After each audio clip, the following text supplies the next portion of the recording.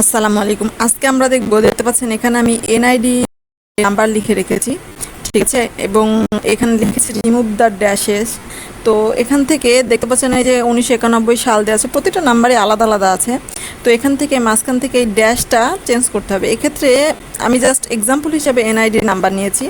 আপনারা চাইলে এখান থেকে মানে এমপ্লয় আইডি হতে পারে বা অন্য যে কোনো সংখ্যা থেকে ডাটা এন্ট্রির ক্ষেত্রে আপনাকে বলতে পারে যে হাইফেনগুলো আমাকে উঠাই দাও। তো এই হাইফেনটা আমরা কিভাবে ওঠাবো আজকে আমরা এটাই দেখব। তো প্রতিদিনের মতো ফ্লোরা জানা টিউটোরিয়াল পয়েন্ট থেকে চলে এসেছি আমি জান্নাতুল কোবরা। চলুন তাহলে দেখে নিই কীভাবে আমরা এক্সেলে ড্যাশ রিমুভ করতে পারি অতি সহজে। তো আমি এক্সেলে চলে আসলাম। এখানে আমি একটা মানে সূত্র ইউজ করব, তো সেইটা আপনাদের আমি দেখিয়ে দিচ্ছি। ইকুয়াল দিলাম, সূত্রটা আমি পেস্ট করে দিলাম। আচ্ছা যাই হোক, দিচ্ছি।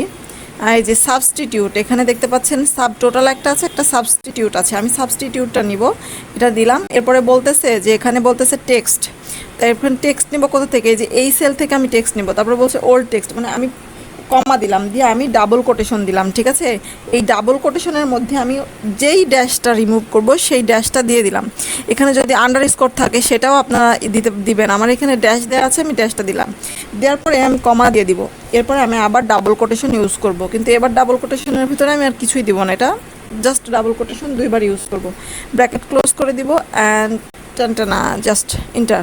দেখতে পাচ্ছেন এখানে হাইফেনগুলো আছে, বাট এখানে কোনো হাইফেন নাই এবং একদম পিওর নাম্বারগুলো চলে এসেছে। এখন আপনি ড্র্যাগ অ্যান্ড ড্রপ করেন, এই যে 2, 23, 24, 15 প্রত্যেকটা আলাদা আলাদা নাম্বার চলে এসেছে এবং উইদাউট হাইফেন, অর্থাৎ একবার লজিক ব্যবহার করলাম আর জাদু। তো আজকে পর্যন্তই, ধন্যবাদ সবাইকে, আসসালামু আলাইকুম।